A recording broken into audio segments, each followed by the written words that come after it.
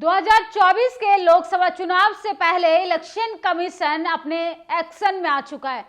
सोचिए, लगातार आपके व्हाट्सएप पे जो मैसेज भेजे जा रहे हैं विकसित भारत को लेके, किस तरीके से आज इलेक्शन कमीशन ने बीजेपी को कहा है कि आप ये विकसित भारत का व्हाट्सएप मैसेज मोदी सरकार का चुनाव प्रचार प्रसार का काम कर रहा है और आयोग ने इस मैसेज को भेजने के लिए मना किया है।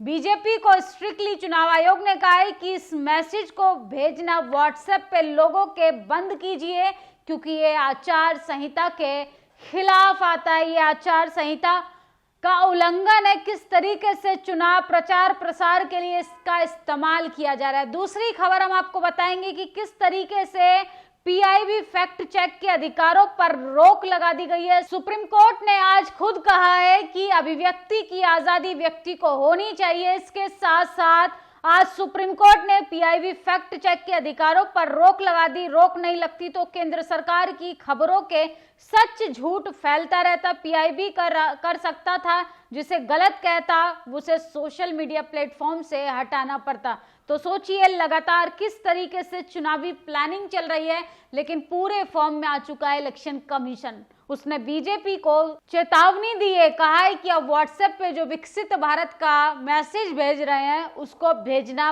बंद कीजिए। इसके साथ साथ देश के प्रधानमंत्री नरेंद्र मोदी पर आचार संहिता का उल्लंघन करने का गंभीर आरोप लगाए। इसके साथ साथ टीएमसी ने उनके खिलाफ मुकदमा दर्ज कराते हुए कहा है कि सरकारी संसाधनों का चुनाव में इस्तेमाल करना आचार संहिता का उल्लंघन है। लेकिन देश के प्रधानमंत्री तमाम लोगों को नसीहत देते हैं, लेकिन जब बात आती है खुद पर, जब बात आती है खुद की पार्टी पर लागू करने की, तो वो पीछे हटने लगते हैं। आज तो बकायदा इलेक्शन कमीशन ने अपनी फॉर्म में आकर, अपने एक्शन में आकर खुलकर कह ही दिया, विकसित भारत का ये मैसेज व्हाट्सएप पे लोगों को भेजना भारतीय जनता पार्टी बंद करे, वरना हमें कठोर संज्ञान लेना पड़ेगा। इससे पहले पीएम मोदी के खिलाफ टीएमसी ने आचार संहिता के उल्लंघन की शिकायत सरकारी संसाधनों के उपयोग का लगाया था आरोप।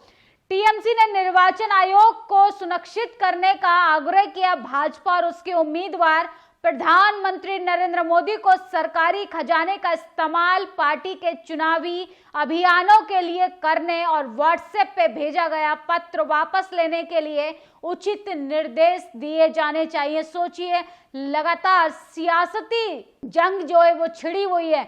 बात यही नहीं रुकती है। देश के प्रधानमंत्री लगातार विपक्ष के अकाउंट को, सोचिए कांग्रेस पार्टी के अकाउंट को किस तरीके से बंद कर दिया गया है, जबकि भारतीय जनता पार्टी के होर्डिंग बैनर देश भर में लगे हैं, जबकि चुनाव से पहले वो तमाम होर्डिंग बैनर उतरने चाहिए। इसके साथ साथ तमाम लोग जो हैं वो मोदी सरकार से भी सवाल कर रहे हैं। चुनाव आयोग ने तो बकायदा चेतावनी तक दे दी है कि भैया आप लोग ऐसा कीजिए, ये जो मैसेज आप भेज रहे हैं विकसित भारत का, इसको सबसे पहले आप बंद कीजिए। आज सुप्रीम कोर्ट की सबसे बड़ी खबर है, सरकार की फैक्ट चेक यूनिट पर सुप्रीम कोर्ट ने रोक लगा दी। ये अभिव्यक्ति की आजादी से जुड़ा मामला है। सुप्रीम कोर्ट ने केंद्र सरकार की फैक्ट चेक यूनिट यानी एफसीयू की अधिसूचना पर रोक लगा दी। एक दिन पहले ही सरकार ने फैक्ट चेक यूनिट की अधिसूचना जारी की थी। दरअसल केंद्र सरकार ने इंटरनेट मीडिया, ऑनलाइन मीडिया पर फर्जी कंटेंट की पहचान के लिए फैक्ट चेकिंग यूनिट एफसीयू स्थापित की थी, जिस पर आज सुप्रीम कोर्ट ने रोक लगा दी। और सुप्रीम कोर्ट ने कहा है कि यह व्यक्ति की अभिव्यक्ति की आजादी को खत्म करता है। इस पर हम कोई फैसला नहीं सुना सकते हैं। फिलहाल इस कानून पर रोक लगा दी गई है, क्योंकि ये आज बोलने की आजादी को खतरे में डालने का लगातार काम कर रहा है। लेकिन देखिए किस तरीके से मोदी सरकार को अपनी आलोचनाओं से डर लगता है। मोदी सरकार को अपनी हार का डर इस तरीके से सता रहा है कि वो तमाम तरीके के हथकंडे अपनाने के लिए परेशान है और विपक्ष के साथ उन तमाम सोशल मीडिया प्लेटफॉर्म पर रोक लगाने की कोशिश कर रहे हैं जो लगातार सरकार की पोल खोल रहे हैं, सरकार के खिलाफ खुलकर विरोध कर रहे हैं, सरकार की 10 साल की नीतियों पर बात कर रहे हैं, सरकार उनके सोशल अकाउंट को बैन करने का काम कर रही है। सोचिए कितने YouTube चैनल को डीमोनेटाइज कर दिया गया है, कितने YouTube चैनल्स को बंद कर दिया गया है, क्योंकि सरकार जो है लगातार बोलने की आजादी को खत्म कर रही है। बोलने की व्यक्ति का जो है वो खत्म किया जा रहा है, लेकिन दिन रात बैठकर जहर फैलाने वाले, धार्मिक सौहार्द को बिगाड़ने वाले टीवी चैनल्स जो हैं वो दिन रात बैठ के हिंदू मुस्लिम करते हैं, उन पर सरकार कोई एक्शन नहीं लेती है। छोटे छोटे चैनल्स जो हैं बेचारे अपने दाल रोटी के लिए गुजारा करते हैं, उन चैनलों पर शिकंजा कसने का काम लगातार बीजेपी कर रही है। लेकिन सोचिए चुनाव आयोग जो है चुनाव से पहले अपनी फॉर्म में आ चुका है और मोदी सरकार के साथ साथ बीजेपी पार्टी को भी चुनौती दी है कि अगर मोदी सरकार ने आचार संहिता का उल्लंघन किया तो चुनाव आयोग को खुद संज्ञान लेना पड़ेगा। चुनाव आयोग किसी भी तरीके की गलतियों को बर्दाश्त नहीं करेगा।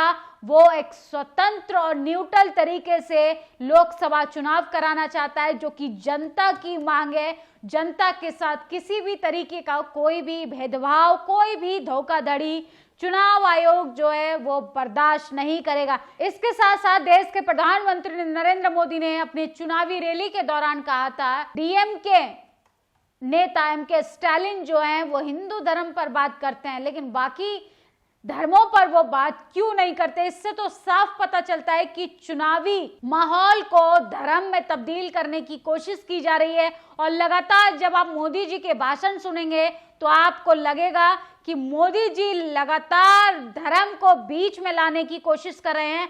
मामला हुआ था राहुल गांधी के भाषण को लेके, किस तरीके से राहुल गांधी ने अपने भाषण के दौरान हिंदू धर्म में आने वाले शक्ति शब्द का इस्तेमाल किया। शक्ति का मतलब पावर से था, जिसमें ईडी सीबीआई को, तमाम एजेंसियों को घेरने का प्रयास कर रहे थे। किस तरीके से देश के प्रधानमंत्री नरेंद्र मोदी ने राहुल गांधी के भाषण को तोड़ मरोड़ कर जनता के सामने पेश किया और बची कुची कसर जो है वो टीवी अखबार ने पूरी की। हालांकि राहुल गांधी ने अपने बयान के बाद मीडिया के सामने सफाई दी, जबकि उन्होंने कहा कि पीएम ने मेरी बातों को तोड़ मरोड़ कर पेश किया। शक्ति विवाद पर पीएम मोदी ने साधा निशाना, राहुल गांधी ने दिया जवाब। लोकसभा चुनाव की तारीखों के ऐलान के बाद सियासी सरगर्मी तेज हो गई है। सत्ताधारी बीजेपी और कांग्रेस ने एक दूसरे पर हमले तेज कर दिए हैं। अब दोनों पार्टियों के बीच शक्ति शब्द को लेकर नया मामला शुरू हो चुका है। सोचिए 18 मार्च को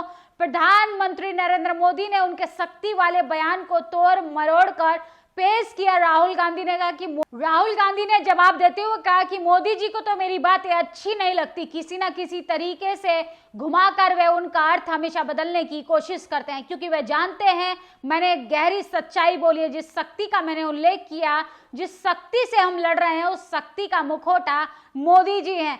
वह एक ऐसी शक्ति है जिसने आज भारत की आवाज को, भारत की संस्थानों को, ईडी को, चुनाव आयोग को, मीडिया को, भारत के उद्योग जगत को, पूरे भारत के समूचे संवैधानिक ढांचे को अपने चुंगल में दबोच लिया है। राहुल गांधी ने आगे कहा कि उसी शक्ति के लिए नरेंद्र मोदी जी ने भारत के बैंकों से हजारों करोड़ के कर्ज माफ कराते हैं, जबकि भारत का किसान कुछ हजार करोड़ रुपए का कर्ज ले लेता है तो वो आत्महत्या करने के लिए मजबूर हो जाता है। इसके साथ साथ बंदरगाह, भारत के हवाई अड्डे, जबकि भारत के युवा अग्निवीर का तोहफा दिया जाता है जिससे उनकी हिम्मत टूट जाती है। उसी शक्ति को दिन रात सलामी ठोकते हैं। देश की मीडिया सच्चाई को दबा देती है। उसी शक्ति के गुलाम नरेंद्र मोदी जी देश के गरीब पर जीएसटी थोपते हैं। महंगाई पर लगाम लगाने के बजाय उस शक्ति को बढ़ाने का काम करते हैं और देश की संपत्ति को नीलाम करते हैं। उन्होंने आगे कहा कि उस शक्ति को मैं पहचानता हूं, उस शक्ति को नरेंद्र मोदी जी भी पहचानते हैं। वह किसी प्रकार की कोई धार्मिक शक्ति नहीं, वह अधर्म, भ्रष्टाचार, असत्य की शक्ति है। इसलिए जब जब मैं उसके खिलाफ आवाज उठाता हूं, मोदी जी और उनकी झूठी मशीनें बौखला उठती हैं और भड़क जाती हैं। सोचिए किस तरीके से राहुल गांधी ने मोदी सरकार पर हमला बोला था कि तमाम एजेंसियों को कंट्रोल में कर मीडिया, अखबार, ईडी, सीबीआई, यहाँ तक कि पुलिस भी उनके कंट्रोल में जा चुकी है। और कैसे जनता को, नेता को और यूट्यूबर्स को डराने की लगातार कोशिश की जा रही है। इससे तो यही तय होता है कि मोदी जी को अपनी आलोचना बर्दाश्त नहीं है, मोदी जी को